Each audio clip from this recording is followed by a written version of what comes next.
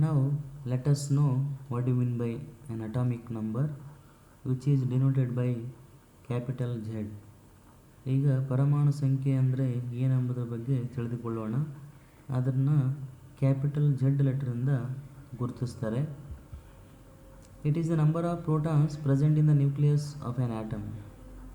ಪರಮಾಣು ಸಂಖ್ಯೆ ಎಂಬುದು ಏನಂದರೆ ಒಂದು ಪರಮಾಣುವಿನ ಬೀಜ ಕೇಂದ್ರದಲ್ಲಿರ್ತಕ್ಕಂಥ ಪ್ರೋಟಾನುಗಳ ಸಂಖ್ಯೆಯನ್ನು ನಾವೇನಂತ ಕರಿತೀವಿ? ಪರಮಾಣು ಸಂಖ್ಯೆ ಅಂತ ಕರಿತೀವಿ. Examples of atomic number: hydrogen is having atomic number 1, sodium is having atomic number 11. Atomic number is always equal to number of protons, which is always equal to number of electrons in the nucleus of neutral atom. ಅಂದರೆ ಪರಮಾಣು ಸಂಖ್ಯೆಯು ಯಾವಾಗಲೂ ಪ್ರೋಟಾನುಗಳ ಸಂಖ್ಯೆಗೆ ಸಮವಾಗಿರುತ್ತದೆ.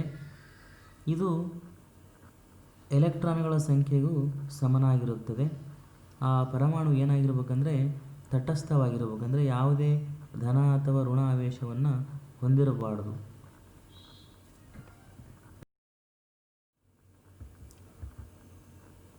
The positive charge of the nucleus is due to the protons. ಅಂದರೆ ಬೀಜ ಕೇಂದ್ರದ ಧನ ಆವೇಶಕ್ಕೆ ಕಾರಣ ಏನಂದರೆ ಪ್ರೋಟಾನುಗಳು. The mass of the nucleus is due to protons and neutrons. ಅಂದರೆ ಬೀಜ ಕೇಂದ್ರದ ದ್ರವ್ಯರಾಶಿಗೆ ಕಾರಣ ಏನಂದರೆ ಪ್ರೋಟಾನುಗಳು ಮತ್ತು ನ್ಯೂಟ್ರಾನ್ಗಳು. The protons and neutrons present in the nucleus are collectively known as nucleons. ಅಂದರೆ ಒಂದು ಪರಮಾಣುವಿನ ಬೀಜ ಕೇಂದ್ರದಲ್ಲಿರ್ತಕ್ಕಂಥ ಪ್ರೋಟಾನು ಮತ್ತು ನ್ಯೂಟ್ರಾನುಗಳ ಒಟ್ಟಾಗಿ ನಾವು ಏನಂತ ಕರಿತೀವಿ? ನ್ಯೂಕ್ಲಿಯಾನುಗಳಂತ ಕರಿತೀವಿ. Let us know what you mean by mass number which is represented by capital A. ಈಗ ದ್ರವ್ಯರಾಶಿ ಸಂಖ್ಯೆ ಅಂದರೆ ಏನೆಂಬುದರ ಬಗ್ಗೆ ತಿಳಿದುಕೊಳ್ಳೋಣ. ಅದನ್ನು ಕ್ಯಾಪಿಟಲ್ ಎ ಎಂದು ಗುರುತಿಸ್ತಾರೆ. It is the total number of nucleons that is protons and neutrons present in the atom. ಅಂದರೆ ಪರಮಾಣು ದ್ರವ್ಯರಾಶಿ ಸಂಖ್ಯೆ ಅಂದರೆ ಏನಂದರೆ ಅದು ಪ್ರೋಟಾನು ಮತ್ತು ನ್ಯೂಟ್ರಾನ್ಗಳ ಒಟ್ಟು ಸಂಖ್ಯೆಯನ್ನು ನಾವೇನಂತ ಕರಿತೀವಿ? ಪರಮಾಣು ದ್ರವ್ಯರಾಶಿ ಸಂಖ್ಯೆ ಅಂತ ಕರಿತೀವಿ.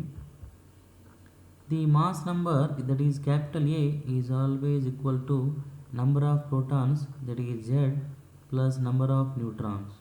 ನೋಡಿ, ಪರಮಾಣು ದ್ರವ್ಯರಾಶಿ ಸಂಖ್ಯೆ ಯಾವುದಕ್ಕೆ ಸಮನಾಗಿರುತ್ತೆ ಅಂದರೆ ಪ್ರೋಟಾನು ಮತ್ತು ನ್ಯೂಟ್ರಾನುಗಳ ಒಟ್ಟು ಸಂಖ್ಯೆಗೆ ಸಮನಾಗಿರುತ್ತೆ. That is A is equal to Z plus N.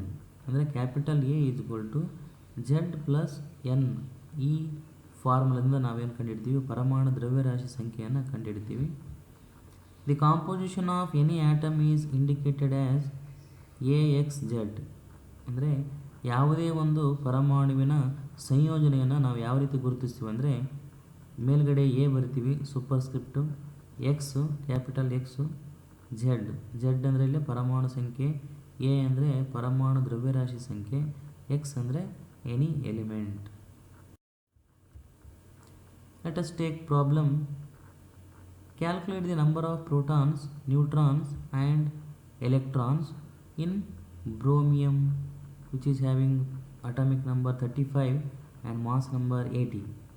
ಅಂದರೆ ಬ್ರೋಮಿನ್ ಅಲ್ಲಿರ್ತಕ್ಕಂಥ ಪ್ರೋಟಾನು, ನ್ಯೂಟ್ರಾನು ಮತ್ತು ಎಲೆಕ್ಟ್ರಾನುಗಳ ಸಂಖ್ಯೆಯನ್ನು ಕಂಡುಹಿಡಿಯಿರಿ. ಅದರ ಪರಮಾಣು ಸಂಖ್ಯೆ ಎಷ್ಟಿದೆ? 35 ಇದೆ.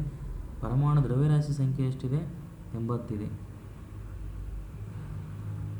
Solution: bromine is having atomic number 35 and mass number 80. ಯಾಕಂದರೆ ಅದು ನ್ಯೂಟ್ರಲ್ ಆಗಿದೆ, ಅಂದರೆ ತಟಸ್ಥವಾಗಿರೋದ್ರಿಂದ ಅದರಲ್ಲಿನ ಪರಮಾಣು ಸಂಖ್ಯೆ ಎಷ್ಟಿದೆ? 35 ಇದೆ. ಪರಮಾಣು ದ್ರವ್ಯರಾಶಿ ಸಂಖ್ಯೆ ಎಷ್ಟಿದೆ? 80 ಇದೆ. The number of protons is equal to number of electrons. ನಮಗೆಲ್ಲ ಗೊತ್ತಿರುವ ಹಾಗೆ ಎಲೆಕ್ಟ್ರಾನ್ಗಳ ಸಂಖ್ಯೆಯು ಪ್ರೋಟಾನ್ಗಳ ಸಂಖ್ಯೆಗೆ ಯಾವಾಗಲೂ ಸಮನಾಗಿರುತ್ತೆ. ಹಾಗಾಗಿ Z ಈಸ್ ಈಕ್ವಲ್ ಟು 35. ಅಂದರೆ ಪರಮಾಣು ಸಂಖ್ಯೆ ಎಷ್ಟಾಗಿದೆ? 35. Hence the number of neutrons is equal to 80 minus 35 that is equal to 45. ಹಾಗಾದರೆ ನ್ಯೂಟ್ರಾನ್ಗಳ ಸಂಖ್ಯೆಯನ್ನು ಯಾವ ರೀತಿ ಕಂಡುಹಿಡಿತೀವಿ ಅಂದರೆ ನಾವು ಪರಮಾಣು ದ್ರವ್ಯರಾಶಿ ಸಂಖ್ಯೆಯಲ್ಲಿ ಪರಮಾಣು ಸಂಖ್ಯೆಯನ್ನು ಕಳೆದಾಗ ನಮಗೇನು ಸಿಗುತ್ತೆ, ನ್ಯೂಟ್ರಾನ್ಗಳ ಸಂಖ್ಯೆ ಸಿಗುತ್ತೆ. ಅದು ಎಷ್ಟಿದೆ, 45 ಇದೆ. Let us take another problem. The number of electrons, protons, neutrons in a species are equal to 18, 16 and 16 respectively. Assign the proper symbol to the species. ನೋಡಿ, ಒಂದು ಪರಮಾಣುವಿಲಿರ್ತಕ್ಕಂಥ ಎಲೆಕ್ಟ್ರಾನುಗಳು ಎಷ್ಟಿದಾವೆ ಅಂದರೆ 18 ಇದ್ದಾವೆ, 18 ಇದ್ದಾವೆ, ಪ್ರೋಟಾನುಗಳು 16 ಇದ್ದಾವೆ, ನ್ಯೂಟ್ರಾನುಗಳು 16 ಇದ್ದಾವೆ. ಹಾಗಾದರೆ ಆ ಮೂಲ ವಸ್ತುವಿನ ಸಂಕೇತವನ್ನು ಬರೆಯಿರಿ. Here atomic number is equal to number of protons, that is 16. So the element is sulfur, which is denoted by capital S. ನೋಡಿ, ಇಲ್ಲಿ ಪರಮಾಣು ಸಂಖ್ಯೆ ಯಾವುದಕ್ಕೆ ಸಮನಾಗಿದೆ, ಪ್ರೋಟಾನುಗಳ ಸಂಖ್ಯೆ ಸಮನಾಗಿದೆ. ಹಾಗಾಗಿ ಪರಮಾಣು ಸಂಖ್ಯೆ ಎಷ್ಟಾಗುತ್ತೆ, 16 ಆಗುತ್ತೆ. ಆದ್ದರಿಂದ ಈ ಮೂಲ ವಸ್ತು ಯಾವುದು, ಸಲ್ಫರ್ ಆಗಿದೆ. ಅದನ್ನು ನಾವು ಕ್ಯಾಪಿಟಲ್ ಎಸ್ ಇಂದ ನಾವು ಏನು ಮಾಡ್ತೀವಿ, ಗುರುತಿಸ್ತೀವಿ. Atomic mass number is equal to number of protons plus number of neutrons, that is 16 + 16 is equal to 32. ನೋಡಿ, ಪರಮಾಣು ದ್ರವ್ಯರಾಶಿ ಸಂಖ್ಯೆ ಎಷ್ಟಿದೆ, ನಂಬರ್ ಆಫ್ ಪ್ರೋಟಾನ್ ಮತ್ತು ನ್ಯೂಟ್ರಾನ್ಗಳು ಅವೆರಡರ ಒಟ್ಟು ಸಂಖ್ಯೆಯನ್ನು ನಾವೇನಂತ ಕರಿತೀವಿ, ಪರಮಾಣು ದ್ರವ್ಯರಾಶಿ ಸಂಖ್ಯೆ ಅಂತ ಕರಿತೀವಿ. ಹಾಗಾಗಿ 16 + 16 ಎಷ್ಟಾಗುತ್ತೆ, 32 ಆಗುತ್ತೆ. ಇದೇನಿದು ಪರಮಾಣುವಿನ ದ್ರವ್ಯರಾಶಿ ಸಂಖ್ಯೆ. Species is not neutral because the number of protons is not equal to number of electrons. ನೋಡಿ, ಕೊಟ್ಟಿರ್ತಕ್ಕಂಥ ದತ್ತಾಂಶದಿಂದ ನಮಗೇನು ತಿಳಿದು ಬರುತ್ತೆ ಅಂದರೆ ಇದು ತಟಸ್ಥ ಪರಮಾಣುವಲ್ಲ, ಯಾಕಂದರೆ ಪ್ರೋಟಾನುಗಳ ಸಂಖ್ಯೆ ಎಲೆಕ್ಟ್ರಾನ್ಗಳ ಸಂಖ್ಯೆಗೆ ಸಮನಾಗಿಲ್ಲ.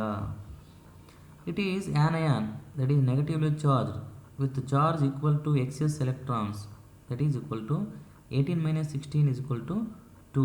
ನೋಡಿ, ಇದು ಏನಾಗಿದೆ, ಆ್ಯನಯಾನ್ ಆಗಿದೆ, ಅಂದರೆ ನೆಗೆಟಿವ್ ಚಾರ್ಜ್ ಋಣ ಆವೇಶನ ಹೊಂದಿರತಕ್ಕಂಥ ಅಯಾನ್ ಆಗಿದೆ. ಯಾಕಂದರೆ ಎಕ್ಸೆಸ್ 2 ಎಲೆಕ್ಟ್ರಾನ್ಸ್ ಇದ್ದಾವೆ, ಅಂದರೆ 18ರಲ್ಲಿ ನಾವು 16 ಕಳೆದಾಗ ನಮಗೇನು ಸಿಗುತ್ತೆ, 2 ಎಲೆಕ್ಟ್ರಾನ್ಸ್ ಹೆಚ್ಚಿಗಿದಾವೆ ಅಂತ ಕಂಡುಬರುತ್ತೆ. Symbol for this element is sulfur, which is having atomic number 16 and mass number 32 with charge equal to 2-. ನೋಡಿ, ಈ ಮೂಲ ವಸ್ತುವಿನ ಅಥವಾ ಪರಮಾಣುವಿನ ಸಂಕೇತೆಯನ್ನು ಕ್ಯಾಪಿಟಲ್ ಎಸ್ ಇಂದ ಗುರುತಿಸ್ತೀವಿ. ಓಕೆ, ಪರಮಾಣು ಸಂಖ್ಯೆ 16 ಇದೆ, ಪರಮಾಣು ದ್ರವ್ಯರಾಶಿ ಸಂಖ್ಯೆ ಎಷ್ಟಿದೆ, 32 ಇದೆ, ಆವೇಶ ಎಷ್ಟಿದೆ, 2- ಇದೆ. Let us know about isotopes.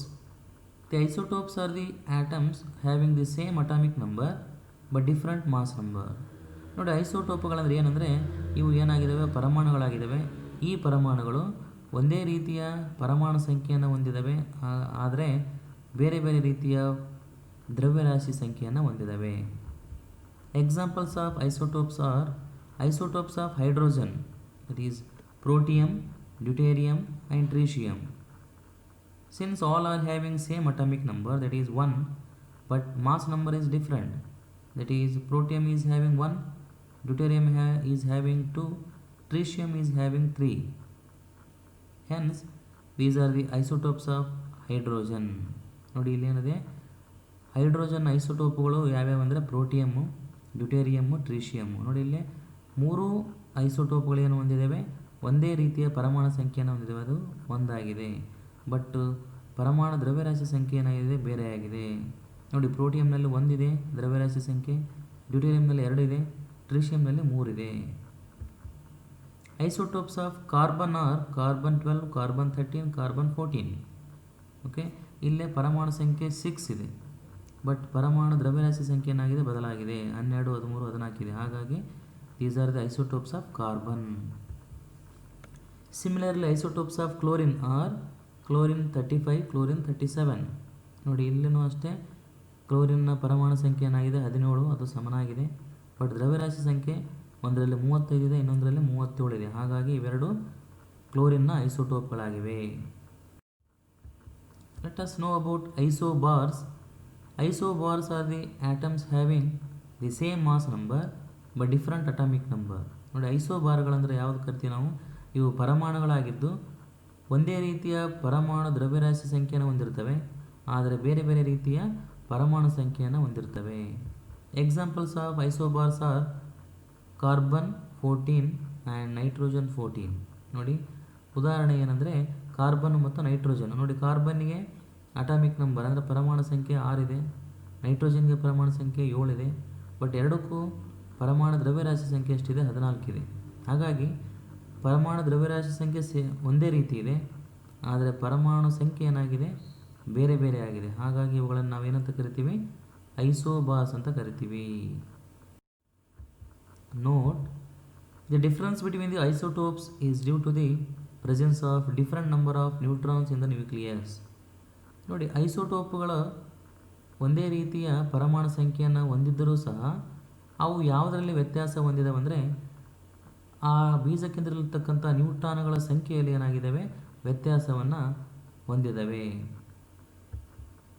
The isotopes of an element show the same chemical properties. ನೋಡಿ, ಇದು ಮಹತ್ತರವಾದ ವಿಷಯ. ಏನಂದರೆ ಒಂದು ಮೂಲ ವಸ್ತುವಿನ ಐಸೋಟೋಪ್ಗಳು ಏನಾಗಿದ್ದಾವೆ? ಒಂದೇ ರೀತಿಯ ರಾಸಾಯನಿಕ ಗುಣಧರ್ಮಗಳನ್ನು ಹೊಂದಿದ್ದಾವೆ.